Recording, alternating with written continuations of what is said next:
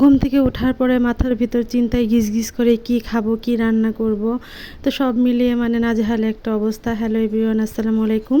কেমন আছেন সবাই? আশা করতেছি ভালো আছেন। আমি ভালো আছি আলহামদুলিল্লাহ। তো এই যে 7-5 বাইবা তারপরে চলে আইছি রান্না করবার নিগা।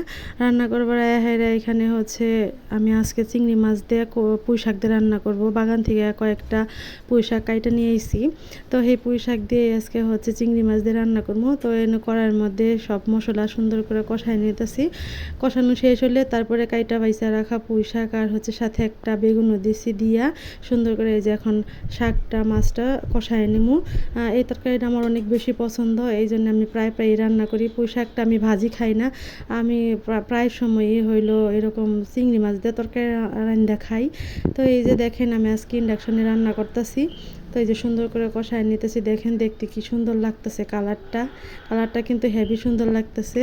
আর পাশাপাশি বাচ্চা কাচ্চার জ্ঞান তো আছেই, রান্না করতেছি আর ফাঁকে ফাঁকে পোলা পানির কাছে যাইতেছি, ডাকতেই থাকি ঘুম থেকে ওঠার পরে। তো এই আর কি করার, ফাঁকে ফাঁকে রান্না আবার একটু ভিডিও। তো মাঝখান থেকে অনেক ভিডিও স্কিপ হয়ে গেছে। ধন্যবাদ সবাইকে ভিডিওটি দেখার জন্য।